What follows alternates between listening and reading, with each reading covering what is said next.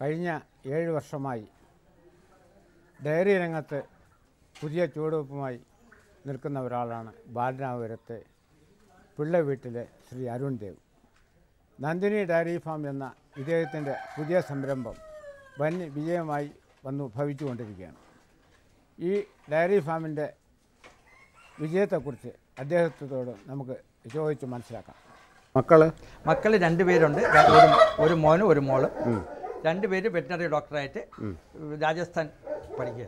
എത്രാമത്തെ വർഷമാണ്? മോൻ 3ാമത്തെ കൊല്ലം, മോള് ഫസ്റ്റ് ഇയർ. ശരി. അപ്പം തുടങ്ങിയ പാരമ്പര്യം തന്നെ നിലനിർത്തി കൊണ്ടുപോകാനാണ് അല്ലേ? ഇതിൽ ഉറച്ചു നിൽക്കാനാണ് തീരുമാനം. ഇതിൽ താല്പര്യമുള്ളതുകൊണ്ടാണ് അവരെ ഈ മേഖലയ്ക്ക്, ഈ ഫീൽഡിലേക്ക് അവർ അയച്ചത് തന്നെ. അച്ഛൻ്റെ പേരെന്താണ്? എൻ്റെ പേര് PR ഗംഗാധരൻ നായർ. എത്ര വയസ്സായി? 91 വയസ്സായി. എന്തായിരുന്നു പ്രധാന ജോലി? എന്തായിരുന്നു? ആദ്യം 17 വയസ്സ് മുതൽ കൃഷിയായിരുന്നു. 20 വയസ്സിൽ സർക്കാർ ജോലി കിട്ടി. എന്തോന്നായിട്ടാണ്? അന്ന് വാക്സിനേറ്റർ, കൺസർവൻസി ഓഫീസർ, അവസാനത്തിൽ ഹെൽത്ത് ഇൻസ്പെക്ടർ. ശരി. അപ്പോൾ പെൻഷൻ പറ്റിയതിന് ശേഷം എന്തായിരുന്നു? പെൻഷൻ പറ്റുന്നതിന് മുമ്പേയും കന്നുകാലി വളർത്തൽ പ്രധാനമായിട്ടുണ്ടായിരുന്നു. കൃഷിയിൽ വലിയ താല്പര്യമായിരുന്നു. നെൽകൃഷിയാണ് അന്നുണ്ടായിരുന്നത്. ചാണകത്തിന് വേണ്ടിയിട്ടും സ്വന്തമായ പാല് വീട്ടാവശ്യത്തിനും കൂടെയാണ് ചെയ്തുകൊണ്ടിരുന്നത്. ഈ കുടുംബ വീട്ടിൽ തന്നെ ആയിരുന്നോ പണ്ടേ താമസം? ഇല്ല, എൻ്റെ കുടുംബം ഇവിടെ റോഡരികിലായിരുന്നു. അവിടെ നിന്ന് ഇങ്ങോട്ട് പോകുന്നു. അതെ. ഇപ്പം കൃഷിയൊക്കെ എഴുതിയിട്ടാണ് ഇങ്ങോട്ട് പോകുന്നത്. മകന് എത്ര മക്കളാണ്? 3 പേരുണ്ടായിരുന്നു. ഒരാൾ മരിച്ചുപോയി. പിന്നെ 2 പേരുണ്ടായിരുന്നു. അവരെവിടെയാണ്? അവരുടെ കൂടെ ആയിരുന്നു. അതിൽ കൂടുതൽ കൃഷിയിൽ താല്പര്യം ഈ ഇളയ മകനാണ്, അരുൺ ദേവനാണ്. ഈ അരുൺ ദേവ് ഇപ്പോൾ ഈ കന്നുകാലി വളർത്തൽ നല്ല വിപുലമായിട്ട് നന്നായിട്ട് നടത്തുന്നുണ്ട്. അച്ഛൻ അതിലുണ്ടായിരുന്ന ഒരു സന്തോഷമാണോ? അയാൾ പുറത്തു പോയി കഴിഞ്ഞാൽ എൻ്റെ ചുമതലയാണ്. പിന്നെ എൻ്റെ ചുമതലയാണ്. അയാൾ പുറത്തു പോയി മിക്കവാറും അയാൾക്ക് പരോപകാരമാണ് കൂടുതലുള്ളത്. അതുകൊണ്ട് ആളുകളെല്ലാം അയാളെ അന്വേഷിച്ച് വരികയും വിളിച്ചോട്ട് പോവുകയൊക്കെ പതിവാണ്. നിസ്വാർത്ഥ സേവകനാണ്. അതുകൊണ്ടാണ് ആ കാരണം. ശരി. ആരുടെ കൂടിയും യാതൊരു പ്രതിഫലവും പറ്റില്ല. അതെനിക്കും അങ്ങനെയുണ്ട്. അച്ഛൻ ഈ കാര്യങ്ങളിലൊക്കെ അതെ, പശുവുണ്ട്, ആടുണ്ട്, കോഴിയുണ്ട്, പിന്നെ ഇങ്ങനെയുള്ള എല്ലാ പക്ഷിമൃഗാദികളും ഇവിടെ ഉണ്ട്. അച്ഛൻ അതിലെന്തൊക്കെയാണ് കാര്യങ്ങൾ? അതാ മൊത്തം സൂപ്പർവിഷൻ നടത്തുമോ അച്ഛൻ? ഞാനും എല്ലാം ചെന്ന് സൂക്ഷിച്ച് നോക്കും. ഇല്ലാത്തതെല്ലാം ഞാൻ കൊണ്ടിട്ട് കൊടുക്കും. ഈ കുടിക്കുന്ന പാത്രത്തിൽ വെള്ളം ഉണ്ടോ എന്ന് നോക്കും. വെള്ളം നമ്മളാരും ഒഴിക്കണ്ട, താനേ അത് നിറഞ്ഞോളും. ചിലപ്പോൾ അതല്ലാതെ വരും. ഇവർ കുളിപ്പിക്കുന്ന സമയത്ത് അതെല്ലാം തുറന്നു വിടും, കുളിപ്പിക്കുന്ന വെള്ളം കൂടെ ഇതിൽ ചേരാതിരിക്കാൻ. രണ്ടാമത് ഇവർ മറന്നു പോകും വെള്ളം അടയ്ക്കാൻ. അതൊക്കെ ഞാൻ ഉണ്ടെങ്കിൽ അത് പറ്റും. അച്ഛൻ മറ്റു ആരോഗ്യ പ്രശ്നങ്ങളൊന്നുമില്ല? ഇല്ല. ഇവിടുത്തെ ഈ നാടൻ പശുവിൻ്റെ പാലും കുടിച്ച് അതെ അല്ലേ? അത് കഴിഞ്ഞുകൊണ്ട് ഒരു ആരോഗ്യ പ്രശ്നവും വരുന്നില്ല അല്ലേ? അതെ. ശരി. ഈ രീതി തുറന്നു പോകാൻ പിന്നെ അരുണിന് അച്ഛൻ്റെതായ ഒരു പ്രചോദനം ഉണ്ടാവും. ഇനി വളരെ ദിവസം തുറന്നു പോകുന്നുള്ളത് എനിക്ക് അറിഞ്ഞുകൂടാ. ദൈവനിശ്ചയമാണല്ലോ. അത് ദൈവനിശ്ചയം. ഇനി എന്തെങ്കിലും ഉദ്യോഗകാര്യങ്ങൾ കൊണ്ട് ചോദിക്കണം. എന്നാലും ഈ പ്രായത്തിലും ഇത്രയും സജീവമായിട്ട് രംഗത്ത് നിൽക്കുന്നതിൽ വളരെ സന്തോഷം. ഇതുപോലെ തന്നെ ഉദ്യോഗത്തിന് ഞാൻ ഇരുന്നത് ഇന്നത്തെ ഹെൽത്ത് ഇൻസ്പെക്ടർ അല്ല. അന്ന് എല്ലാ രോഗങ്ങളുടെയും ഉത്തരവാദിത്വം ഞങ്ങൾക്കായിരുന്നു കേട്ടോ. അന്നുള്ള ഒരു സൂക്കേടും ഇന്നില്ല. പകർച്ചരോഗങ്ങളൊന്നുമില്ല, ആശുപത്രിയിലില്ല. ആ ചുമതലകളെല്ലാം ഞങ്ങൾക്കായിരുന്നു. ശുചീകരണത്തിൻ്റെതാണ് കൂടുതലായിട്ട്. ഈ മാലിന്യങ്ങളൊന്നും അന്ന് ഉണ്ടാവില്ല. അന്ന് ഞങ്ങൾക്ക് ഗവൺമെൻറ്റിൻ്റെ മേലധികാരികളുടെ ബഹുമാനമാണ്. ഇന്നത്തെ പോലെ നിഷേധമല്ല. അതുകൊണ്ട് ഞാൻ ജോലിയായിരുന്ന ഒരു സ്ഥലത്തും ഒരു മുട്ടുസൂചന വീതം പോലും മാലിന്യം റോഡിലുണ്ടായിട്ടില്ല. അത്രമാത്രം ഭംഗിയായിട്ടാണ് ജോലി ചെയ്തിട്ടുള്ളത്. ഭാവിയിൽ എന്തൊക്കെയാണ് നിങ്ങളുടെ മാർഗം സ്വീകരിച്ചു വെച്ചിരിക്കുന്നത്? ഇത് വിപുലീകരിക്കാനാണോ? നിങ്ങളുടെ മക്കളെല്ലാം ഈ BVSc കഴിഞ്ഞതിന് ശേഷം ഈ തൊഴിൽ തന്നെ വിപുലീകരിക്കാനാണോ തീരുമാനിച്ചിരിക്കുന്നത്? നല്ല രീതിയിൽ വിപുലീകരിക്കാനാണ് തീരുമാനിക്കുന്നത്. സ്വന്തമായിട്ട് ഗവൺമെൻറ് ജോബ് കിട്ടിയാലും കിട്ടിയില്ലെങ്കിൽ ഡയറി നല്ല രീതിയിൽ കൊണ്ടുപോകാമെന്നുള്ള ആത്മവിശ്വാസത്തോടു കൂടെയാണ് അവർ 2 പേരെയും ഞാൻ വെറ്റിനറി ഡോക്ടറായിട്ട് അയക്കാൻ തന്നെ തീരുമാനിച്ചത്. ഈ പശുവിൻ്റെ കാര്യം ഇത് തീർച്ചയായിട്ടും ഒരു വിജയകരമായ തൊഴിലായിട്ടാണ് പറയുന്നത്.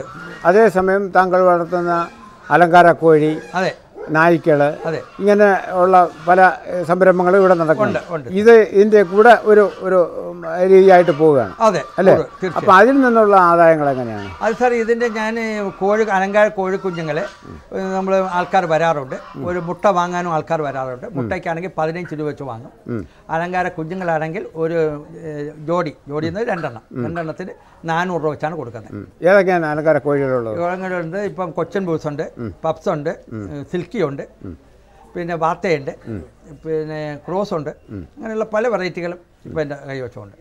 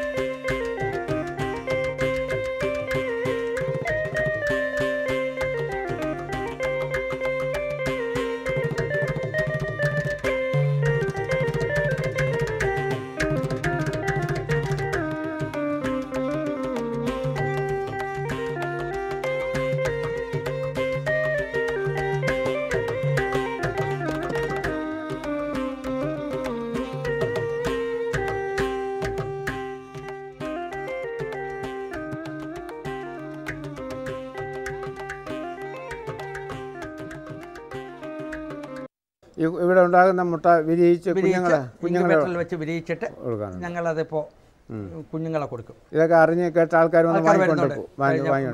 ധാരാളം ആൾക്കാർ വരുന്നുണ്ട്. നായ്ക്കളിൽ ഏതൊക്കെയാണുള്ളത്? നായ്ക്കളുണ്ട്, ജർമ്മൻ ഷിപ്പാഡുണ്ട്, അൽസേഷ് ഉണ്ട്, ലാബുണ്ട്, ഗ്രേഡേൻ ഉണ്ട്, പഗ്ഗുണ്ട്, ഡാഷ് ഉണ്ട്. ഇതെല്ലാം എല്ലാ വെറൈറ്റികളും ഇപ്പോൾ അതിൻ്റെ കുട്ടികളെയും കൊടുക്കാറുണ്ട്.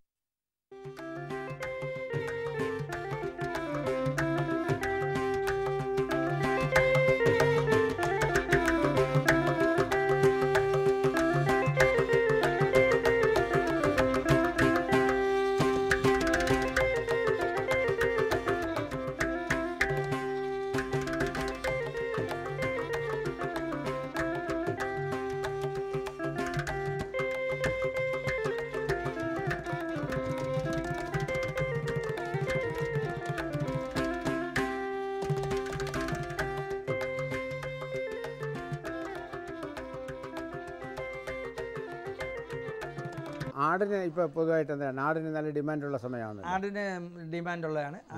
ആൾക്കാർക്കെല്ലാം ആടിനാണ് ഇപ്പം വരുന്നവർക്കെല്ലാം ആടാണ് ഇപ്പോൾ താല്പര്യം.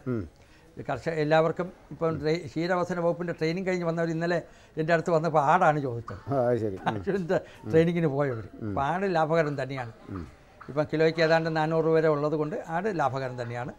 എനിക്ക് 4-5 വെറൈറ്റി ഇപ്പോൾ ഉണ്ട്.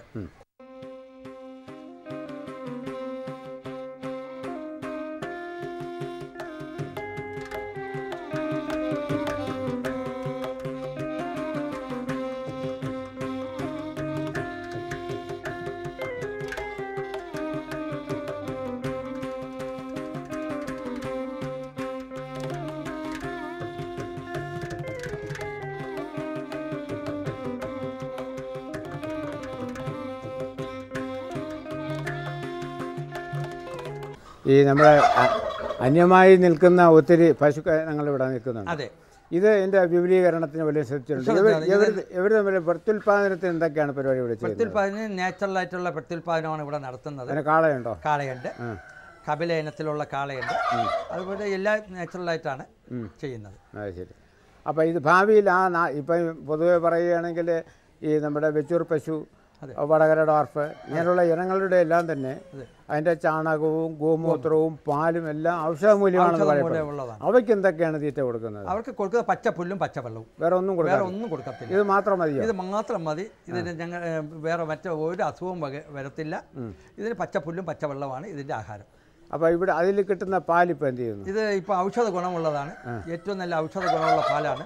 ഈ ആയുർവേദ ഔഷധ നിർമ്മിക്കുന്നവർ അത് വന്ന് വിലയ്ക്ക് വാങ്ങിക്കൊണ്ട് പോകാറുണ്ട്. പഞ്ചഗവ്യം പോലെയുള്ള ആൾക്കാർ ഇത് ചെയ്യുന്നതിന് വേണ്ടി വാങ്ങാറുണ്ട്.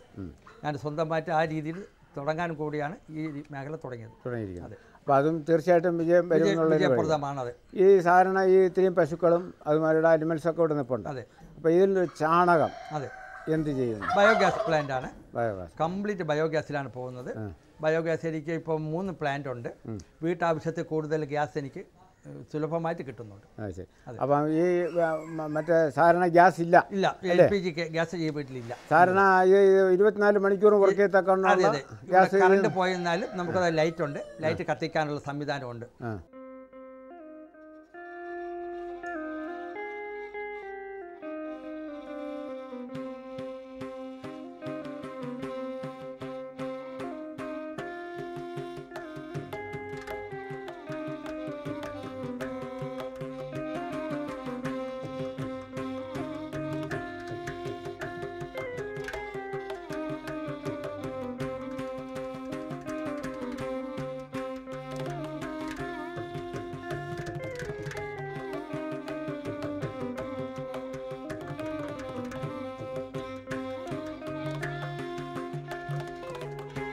നമ്മളുടെ അരുൺ ദേവ് നല്ലൊരു ക്ഷീര കർഷകനാണ്.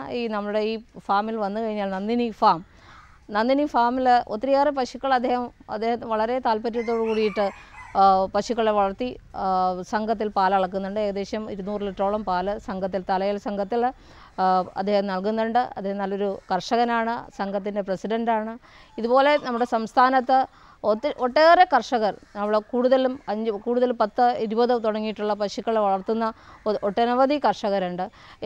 ഇനിയും കൂടുതൽ ക്ഷീര കർഷകർ 2 പശുക്കളെ വളർത്തിയാൽ മാത്രം പോരാ, അത് കൂടുതലായിട്ട് 5, 10, 20 അങ്ങനെ കൂടുതലായിട്ട് പശുക്കളെ വളർത്തി നമ്മുടെ സംസ്ഥാനത്തേക്ക് നല്ലൊരു കർഷകനാണ്. അവർക്ക് സ്വയം തൊഴിൽ കണ്ടെത്തി അവർക്ക് നല്ലൊരു വരുമാനം ഉണ്ടാക്കുന്ന രീതിയിലേക്ക് വലിയ ഫാമുകളെ നമ്മൾ ഈ മേഖലയിലേക്ക് കൊണ്ടുവരിക. സംസ്ഥാനത്തിൻ്റെ സ്വയം പര്യാപ്തയിൽ പ്രത്യേകിച്ച് ഭക്ഷ്യസുരക്ഷയിൽ അവരെയൊക്കെ പങ്കാളികളാക്കിക്കൊണ്ട് ഏതെല്ലാം പദ്ധതികൾ നമ്മൾ കൊടുക്കാൻ അവരെ നിലനിർത്തി കൊണ്ടുപോകാൻ എന്തെല്ലാം കാര്യങ്ങൾ നമുക്ക് വകുപ്പ് മുഖാന്തരം ചെയ്യാൻ കഴിയുമോ അത്തരം പദ്ധതികളൊക്കെ തന്നെ അവരെ സഹായിച്ചുകൊണ്ട് നമുക്ക് ജനങ്ങൾക്ക് ആവശ്യമായിട്ട് നല്ല പാല് നമുക്ക് നൽകാനായിട്ട് ലഭ്യമാക്കാൻ, ജനങ്ങൾക്ക് ആവശ്യമുള്ള നല്ല പാല് ലഭ്യമാക്കാൻ തീർച്ചയായിട്ടും കഴിയണം. അങ്ങനെ തീർച്ചയായിട്ടും വകുപ്പ് അതിനുവേണ്ടി പ്രയത്നിക്കും. അതിനു വേണ്ടിയിട്ടുള്ള കർഷകരെ ഇനിയും നല്ല കർഷകരെ അരുൺ ദേവിനെ ഒരു മാതൃകയാക്കാം.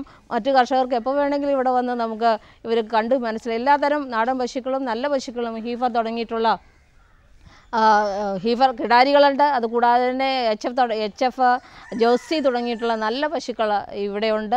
തീർച്ചയായിട്ടും മറ്റുള്ളവർക്ക് കണ്ട് മനസ്സിലാക്കാനായിട്ട് തീർച്ചയായിട്ടും ഏതെല്ലാം തരത്തിൽ നമുക്ക് നല്ല ഫാമിനെ എങ്ങനെ നല്ല രീതിയിൽ മെച്ചപ്പെടുത്താമെന്ന് അദ്ദേഹത്തെ കണ്ട് തന്നെ ഈ ഫാം സന്ദർശിച്ചുകൊണ്ട് കൂടുതൽ കർഷകർക്ക് നമുക്ക് മനസ്സിലാക്കാനായിട്ട് തീർച്ചയായിട്ടും മറ്റു കർഷകർക്ക് കഴിയും. അതുപോലെ നല്ലൊരു പുൽകൃഷി അവർ നടപ്പിലാക്കുന്നുണ്ട്. ഈ നമ്മുടെ കാലി വളർത്തൽ ലാഭകരമാകണമെങ്കിൽ പശുക്കൾക്ക് കാലിത്തീറ്റ ചെലവ് കൂടിക്കൂടി വരികയാണ്. അപ്പോൾ ഇതിനൊന്ന് പ്രധാനപ്പെട്ട അത് തീറ്റച്ചെലവ് കുറയ്ക്കാനുള്ള പ്രധാനമായിട്ടുള്ള മാർഗ്ഗം എന്ന് പറഞ്ഞിട്ടുണ്ടെങ്കിൽ ഈ തീറ്റപ്പുൽ കൃഷി ചെയ്യുക എന്നുള്ളതാണ്. നല്ല ഇനം തീറ്റപ്പുൽ കൃഷി നമ്മൾ വകുപ്പ് മുഖാന്തരം അതിൻ്റെ പുൽക്കടകളൊക്കെ തന്നെ കൊടുക്കുന്നുണ്ട്. 1 ഹെക്ടർ സ്ഥലത്തിന് 15,000 രൂപ വരെ, ഇപ്പോൾ കഴിഞ്ഞ വർഷം 10,000 രൂപയായിരുന്നു, അത് 15,000 രൂപയാക്കിയിട്ടുണ്ട്. തീർച്ചയായിട്ടും ഒത്തിരിയേറെ കർഷകർ ഈ രംഗത്തേക്ക് വരണമെങ്കിൽ തീർച്ചയായിട്ടും തീറ്റച്ചെലവ് കുറച്ചേ മതിയാവൂ. അപ്പോൾ അതിന് പ്രധാന ഉപാധിയാണ് തീറ്റപ്പുൽ കൃഷി ചെയ്യുക എന്നുള്ളത്. അതും അരുൺ ദേവിനെ സംബന്ധിച്ചിടത്തോളം അദ്ദേഹം ഇത് നല്ലൊരു തീറ്റപ്പുൽ കൃഷി ഇപ്പുറത്ത് കിട്ടുന്ന സ്ഥലങ്ങളിലൊക്കെ തന്നെ ലീസിനും എടുത്തുകൊണ്ട് വെള്ള സ്ഥലങ്ങളിലൊക്കെ തന്നെ അദ്ദേഹം നല്ലൊരു ഫോഡർ ഫാം അദ്ദേഹം കൃഷി ചെയ്തിട്ടുണ്ട്. അതുവഴി ഇദ്ദേഹത്തിന് തീറ്റച്ചെലവ് കുറയ്ക്കാൻ, പശുക്കൾക്ക് തീറ്റച്ചെലവ് കുറയ്ക്കാനായിട്ട് കഴിയുന്നുണ്ട്. ഇതും ഈ പറഞ്ഞ തീറ്റപ്പുൽ കൃഷിയും അത് മാതൃകയാക്കാം, മറ്റു കർഷകർക്കും അത് മാതൃകയായിട്ട് കൊണ്ടുപോകാനായിട്ട് തീർച്ചയായിട്ടും കഴിയുന്നതാണ്. വകുപ്പിനെ സംബന്ധിച്ചിടത്തോളം അരുൺ ദേവ് എന്നുള്ള നമ്മുടെ ഒരു കർഷകൻ നല്ലൊരു കർഷകൻ, മാതൃകാ കർഷകൻ തന്നെയാണ്. അത് സംസ്ഥാനത്തെ എല്ലാ ജനങ്ങൾക്കും പ്രത്യേകിച്ച് എല്ലാ മേഖലയിലും നമ്മുടെ പ്രത്യേകിച്ച് ക്ഷീരമേഖലയിലെ കർഷകർക്ക് ഒരു മാതൃകയാക്കി കൊണ്ടുപോകാനായിട്ട് തീർച്ചയായിട്ടും കഴിയുന്നതാണ്. ഈ ഫാം കൂടുതൽ സന്ദർശിക്കുക എന്ന് മാത്രമേ എനിക്ക് പറയാനുള്ളൂ. വകുപ്പിനെ സംബന്ധിച്ചോളം നല്ലൊരു കർഷകൻ എന്ന് തന്നെ പറയാം. ഇപ്പം ഒരു പശു പ്രസവിച്ച് കഴിഞ്ഞാൽ എത്ര മാസം അത് വെറുതെ നിൽക്കും? ഈ കറവ കഴിഞ്ഞ്? കറവ 3 മാസം ഞങ്ങൾ റെസ്റ്റ് കൊടുക്കാറുണ്ട്. 3 മാസം മാത്രമേ കൊടുക്കാറുള്ളൂ. ഞങ്ങൾ 2ാമത്തെ ഹീറ്റ് അല്ലെങ്കിൽ 3ാമത്തെ ഹീറ്റിൽ ഞങ്ങളത് കുത്തിവെക്കും. അതായത് എത്ര മാസം കഴിഞ്ഞ്? ഇത് പ്രസവിച്ച 3ാമത്തെ മാസത്തിനകത്ത് ഗർഭിണിയാവും. ഒരു വർഷത്തിൽ ഒരു പ്രസവം കിട്ടിയില്ലെങ്കിൽ നഷ്ടമാണ്. അപ്പോൾ എത്ര കാലം കറക്കും ഇത്? സാർ 7 മാസം കറക്കാം. 7 മാസം. 3 മാസം വിശ്രമം. 3 മാസം വിശ്രമം കൊടുക്കും. അങ്ങനെ എത്ര പ്രസവിച്ചിട്ടാണ് ഏറ്റവും കൂടിയ പശുക്കൾ ഇവിടെ ഉള്ളത്? സാർ ഇതിപ്പം എനിക്കിപ്പോൾ ഈ ഇരിക്കുന്ന വലിയ പശു വന്നിട്ട് 6ാമത്തെ പ്രസവമാണ്. ഇന്നും അതിന് 20-24 ലിറ്റർ പാല് കിട്ടുന്നുണ്ടല്ലേ? ഇന്ന് വരെ മറ്റു അസുഖങ്ങളൊന്നും ഉണ്ടായിട്ടില്ല. അത് പോയിട്ട് വർഷാവർഷമുള്ള പ്രസവം കറക്റ്റായിട്ട് റെസ്റ്റ് കൊടുത്തു കഴിഞ്ഞാൽ പാൽ ഉൽപ്പാദനം കുറയുന്നില്ല. റെസ്റ്റ് കിട്ടിയില്ലെങ്കിൽ പാൽ ഉൽപ്പാദനം കുറയും.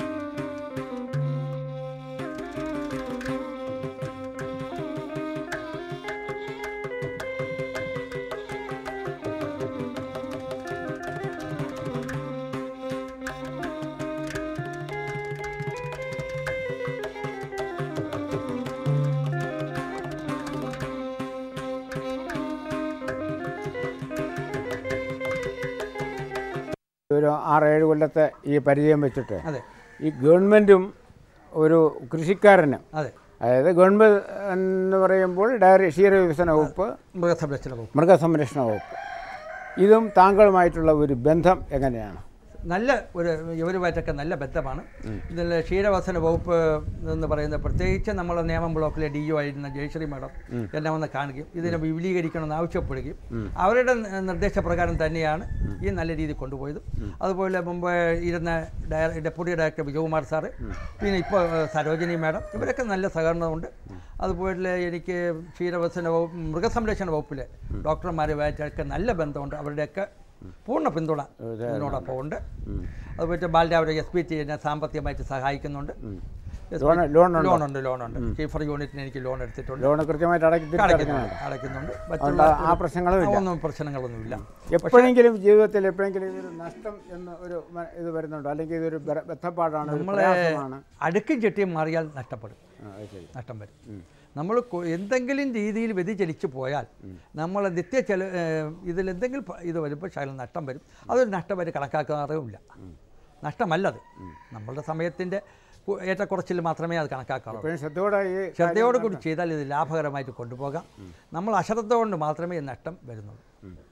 തീർച്ചയായിട്ടും താങ്കളുടെ ഈ സംരംഭം വിജയിപ്പിച്ച് ഭാവിയിൽ ഇതൊരു മാതൃക ഡയറി ഫാമിൽ തീരട്ടെന്ന് ആശംസിക്കുന്നു. സാർ അതുകൊണ്ട് സഹകരിച്ചതിന് നന്ദി, നമസ്കാരം. സാർ അതുകൊണ്ട് എനിക്കൊരു പ്രത്യേക ഒരു റിക്വസ്റ്റ് പറയാനുള്ളത്, പല മന്ത്രിമാരും കഴിഞ്ഞ മന്ത്രിസഭയും ഈ മന്ത്രിസഭയും ക്ഷീരകർഷകന് ഈ സബ്സിഡിയിൽ തീറ്റ തരാമെന്നും അത് പോയിട്ട് സബ്സിഡിയിൽ അവർക്ക് തൊഴിലുറപ്പ് പദ്ധതിയിൽ ഉൾപ്പെടുത്താമെന്നും APL-കാരായിരിക്കുന്ന ക്ഷീരകർഷകരെയെല്ലാം BPL ആക്കാമെന്നൊക്കെ പറഞ്ഞു. അത് പക്ഷേ ഒരു ഗവൺമെൻറ്റും ക്ഷീരകർഷകൻ്റെ പുറകിൽ ഇല്ല എന്നുള്ളതാണ് സത്യം.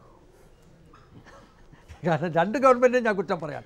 ഒരു ഗവൺമെൻറ്റിന് മാത്രമല്ല പറയുന്നത്. കഴിഞ്ഞ ഗവൺമെൻറ് ഇതിലെല്ലാം ഉൾപ്പെടുത്താമെന്ന് പറഞ്ഞാൽ അവരാരും ഉൾപ്പെടുത്തിയില്ല. ഈ ഗവൺമെൻറ്റും അതിന് തയ്യാറാവുമെന്ന് തോന്നുന്നു. പക്ഷേ അത് നല്ലൊരു കർഷകനാണ് KP മോഹൻ സാറ്.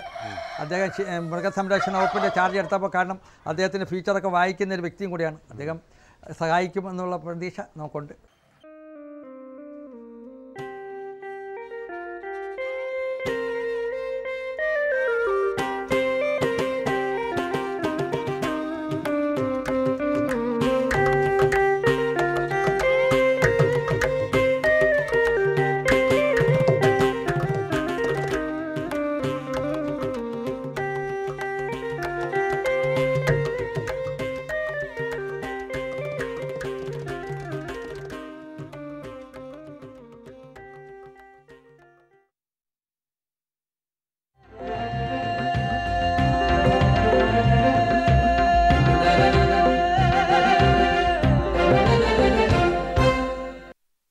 നമസ്കാരം.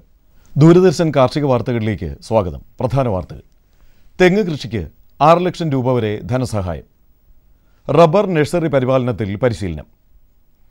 പശുക്കൾക്ക് കേരള ഫീഡ്സിന്റെ ഫോഡർ ബ്ലോക്കുകൾ. വിശദമായ കാർഷിക വാർത്തകളിലേക്ക്. സ്വകാര്യ മേഖലയിൽ കേരകൃഷി പ്രോത്സാഹിപ്പിക്കുവാൻ പരമാവധി 2 ലക്ഷം രൂപ വരെ നാളികേര വികസന ബോർഡ് ധനസഹായം നൽകും. തെങ്ങിൻ തൈകൾ ഉൽപ്പാദിപ്പിക്കുന്ന നഴ്സറികൾക്കും ധനസഹായം ലഭ്യമാക്കും. ചുരുങ്ങിയത് 25 സെന്റ് സ്ഥലത്ത് 6250 തെങ്ങിൻ തൈകൾ ഉൽപ്പാദിപ്പിക്കുന്നതിന് 50,000 രൂപ വരെയാണ് സഹായം ലഭിക്കുക. സ്വകാര്യ വ്യക്തികൾക്ക് മാതൃവൃക്ഷങ്ങളിൽ നിന്നുള്ള തെങ്ങിൻ തൈ നട്ട് തോട്ടം സ്ഥാപിക്കുവാനായി 6 ലക്ഷം രൂപ വരെ സഹായം ലഭിക്കും. തെങ്ങ് കൃഷിക്ക് ആവശ്യമായ ജൈവവള യൂണിറ്റിനും കൊപ്ര സംസ്കരണ ട്രയറുകൾക്കും ആനുകൂല്യം ലഭിക്കും. ഹെക്ടറിന് 800 രൂപ നിരക്കിൽ 2 ഘട്ടമായിട്ടാണ് നെൽകൃഷിക്ക് സഹായം ലഭിക്കുന്നത്. കൂടുതൽ വിവരങ്ങൾക്ക് വിളിക്കേണ്ട ഫോൺ നമ്പർ 0484-237-7266.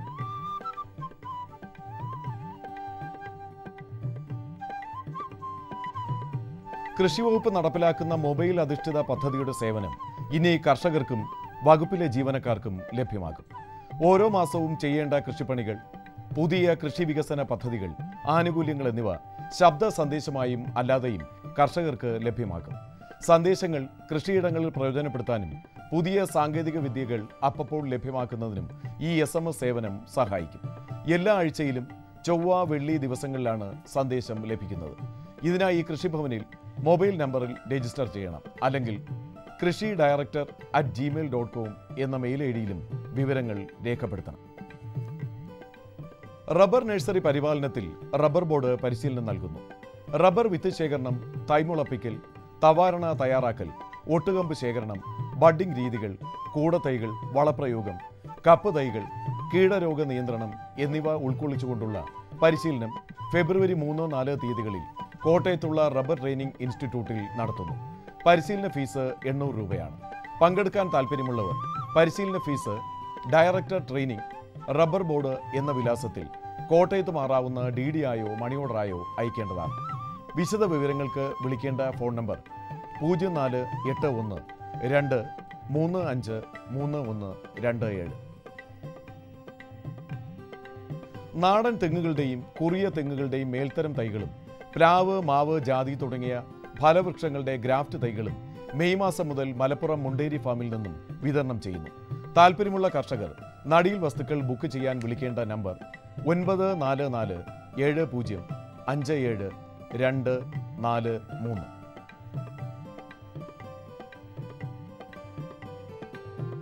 ഓച്ചിറ ക്ഷീരപരിശീലന കേന്ദ്രത്തിൽ ഈ മാസം 16, 17 തീയതികളിൽ ശുദ്ധമായ പാലുൽപാദനത്തിലും 21, 22 തീയതികളിൽ തീറ്റപ്പുൽ കൃഷിയിലും സൗജന്യ പരിശീലനം നൽകുന്നു.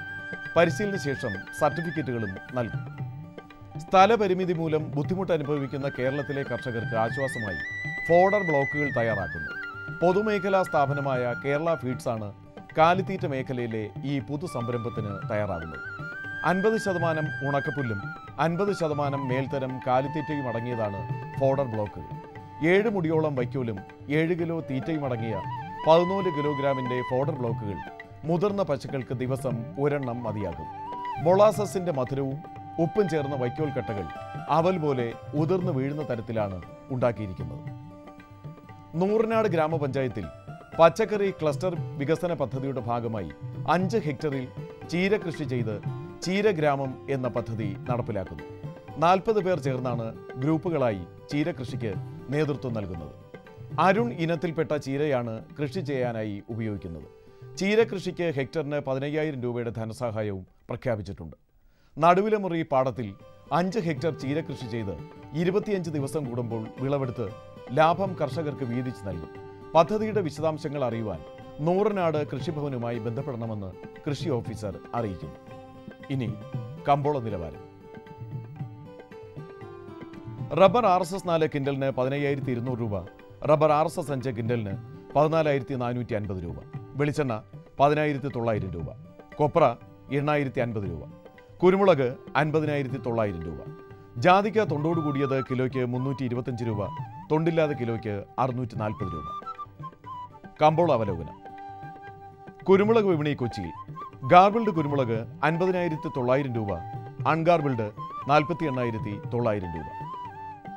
കുരുമുളക് വിപണി കൽപ്പറ്റയിൽ ചേട്ടൻ കുരുമുളക് 48,500 രൂപ, വയനാടൻ കുരുമുളക് 49,000 രൂപ. കൊപ്ര വിപണി കോഴിക്കോട് 7,900 രൂപയും തളിപ്പറമ്പിൽ 7,300 രൂപയും കാസർഗോഡ് 7,400 രൂപയും വില രേഖപ്പെടുത്തി. വെളിച്ചെണ്ണ കണ്ണൂരിൽ 11,930 രൂപയും കോട്ടയത്ത് 11,500 രൂപയും ആലപ്പുഴയിൽ 10,900 രൂപയും വില രേഖപ്പെടുത്തി. ഇനി കാലാവസ്ഥ.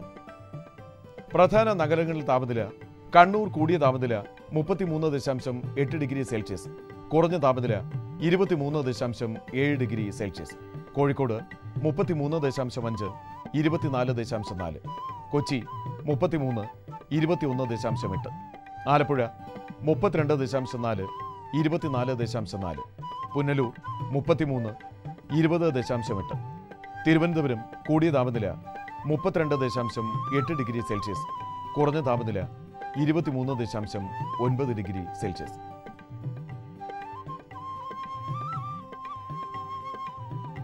ഇതോടെ ഇന്നത്തെ കാർഷിക വാർത്തകൾ പൂർണ്ണമാകുന്നു. നമസ്കാരം.